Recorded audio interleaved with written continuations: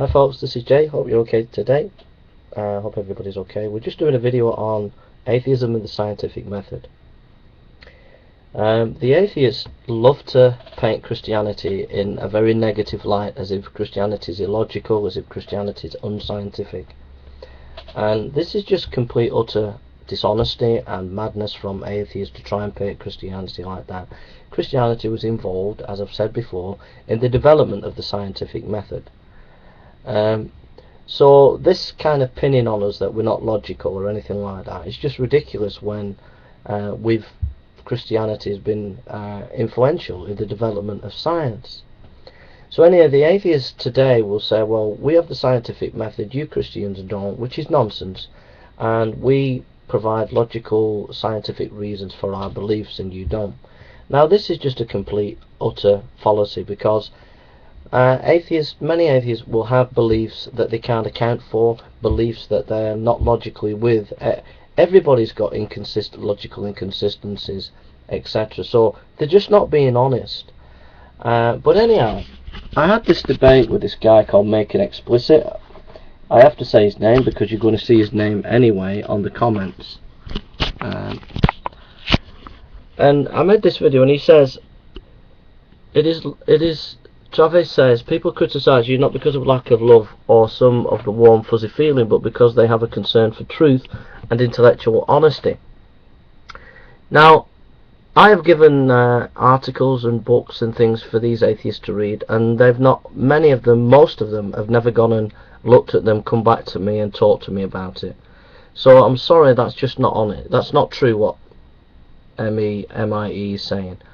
Which are values you have been sodomizing over and over again with your videos. Now that's not the words of a rational academic personally. For me, this is not about friendship, personalities or mutual feelings. Fallacies are annoying regardless of how nice the person spouting them. Now to me, that to me seems arrogant, because I have failings, you have failings, and this person has failings. The idea that they have got all their ideas perfectly worked out logical, or that the atheist has, or that the Christian has, is just living in the land of make-believe. Everybody's got failings and mistakes, alright? And it's kind of like it's really unbalanced the way this person's thinking and about me or any Christian really. Anyhow, I reply, the given comes in a simple, complex relations. Right? The given comes in simple and complex relations. Now your scientific method, now Make It Explicit, is influenced by pragmatism. So you got to understand, what I'm saying is specifically aimed at him as well as generally atheism and the scientific method. Now your scientific method fails to take into account all these factors for the simple reason it does not recognize the totality of these relations. So when you come up with a problem such as the wife hates you, we see that in that context the scientific method can't help you. One needs a worldview that helps us to understand the totality of these relations. To do that, one needs transcendent categories and a wider embracing of the epistemological totalization. Now MIE did not realise that last night I spent till about 3 o'clock in the morning reading about pragmatism and about the scientific method, and I was reading Bertrand Russell, I was reading Italian epistemology, I was reading European epistemology, I was reading the history of pragmatism in America, etc., and what the British philosophers had to say about this subject, to about 3 o'clock in the morning. So all this stuff that you've just heard there comes from that reading. So then he goes, and this is just nonsense. Again, I have evidence that my wife hates me, and experimental psychology can make suggestions of what constitutes successful marriage. The science versus totality of relations argument is just another false dichotomy. And this is the way he deals with everything. Everything's a false dichotomy. But he hasn't really engaged with the argument, because if he knew what I was talking about, which he doesn't, he would know that the key concepts that the key idea that I'm driving at comes from Bertrand Russell. Argument is just another false dichotomy. You obviously like using big words like the given and epistemological totalization, but your application of them is inept. So what evidence has he provided?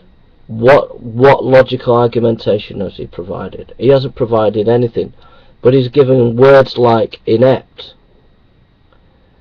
false dichotomy, words that sound good, but there's no substance to actually what he's saying. And the fact that he says, I can have evidence that my wife hates me, and experimental psychology can make suggestions, it shows you that he doesn't understand his own method and its own relationship to knowledge, because if he knew, he wouldn't have said such a stupid thing. Anyhow, I go on.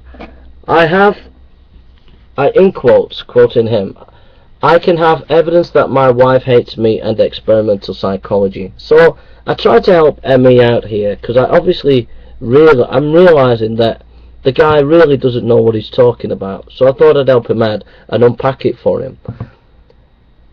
I can have evidence that my wife hates me in experimental psychology. So I go, now you are showing your lack of epistemic sophistication at this point. So I'm trying to indicate to him gently that the guy has not really engaged with what I'm saying.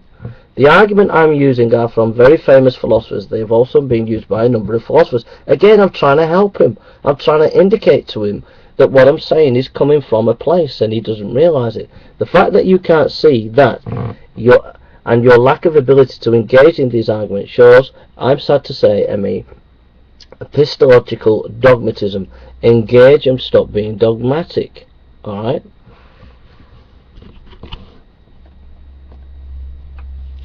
I go, totality of relation arguments is just another, in quotes, quoting him, totality of relation arguments is just another false dichotomy. You obviously like using big words. And then I say, this is just bluff, smoke without fire. You've been outflanked, Emmy. Go back and think about what I've said. You are showing a desire to control the debate without reason. It is a not healthy place to be. It is hard to have a rational debate with a person so close-minded, excuse me, and dogmatic. Take care. You keep throwing out the term like dogmatic, close-minded, when all I did was to address an argument of yours. He hadn't addressed it, by the way, because he hadn't recognised what the argument was. The argument came from Bertrand Russell.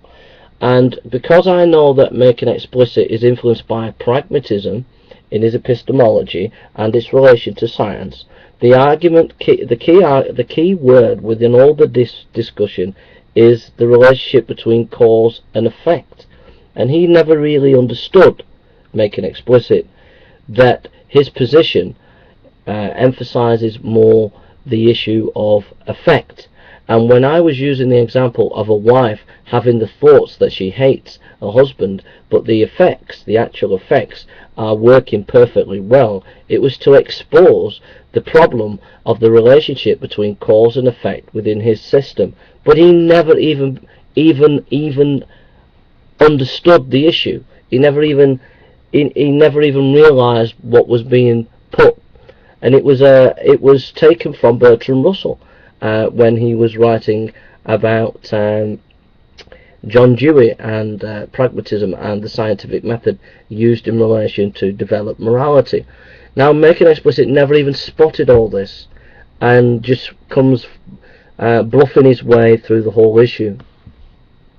So he goes, you keep throwing out terms like dogmatic, close-minded, when all I did was to address an argument of yours. Again, I said he didn't see what I was getting at.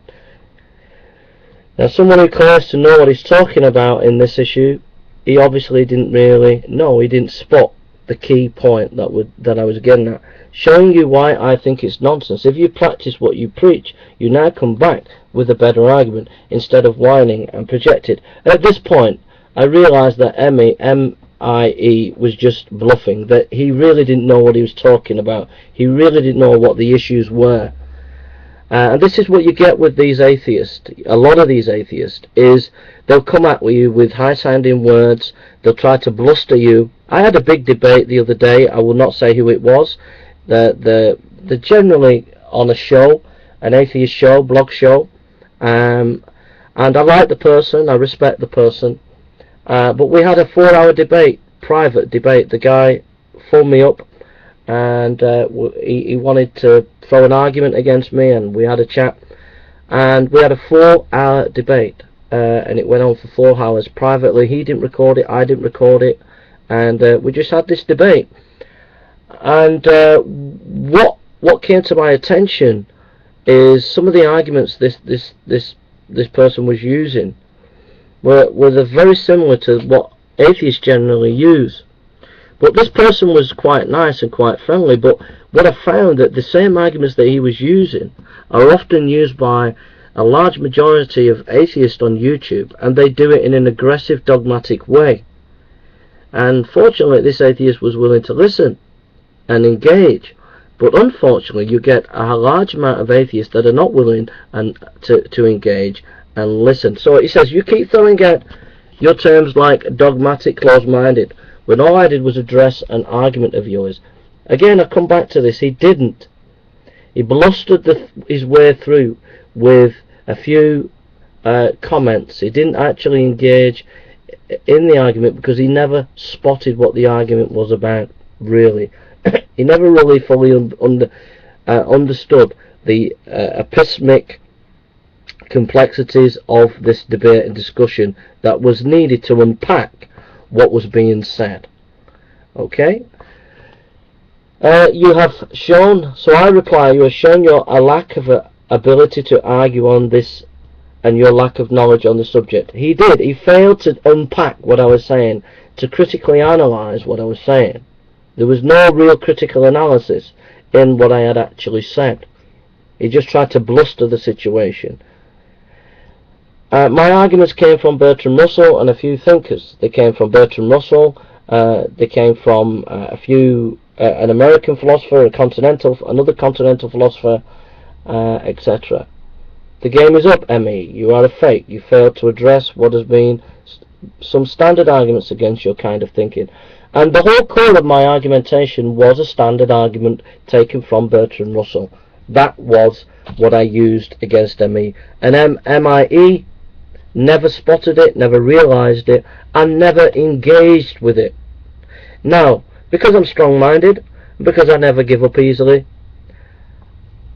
I came back at him and I engaged with him, but he failed to engage with me, and because of that I can't be expected to engage with people who were not educated, who were not willing to educate themselves, but who were trying to be dogmatic, tried to browbeat you with words like it's a false dichotomy, but not actually unpack and critique what I'm actually saying, but just wants to win an argument for the sake of argument, and then who claims to be reasonable and logical, but has some kind of power control issues. Maybe they like to control their students at university, and they feel that they have to do the same controlling on YouTube. But unfortunately, on YouTube, people think for themselves, and people don't get browbeaten by dogmatists, but push back and think. So, in conclusion, what do we make of this whole scenario? First of all, educate yourself as atheists and Christians. Read up on the topic that you're going to be discussing and debating. And if you don't know on that day, make sure you educate yourself afterwards.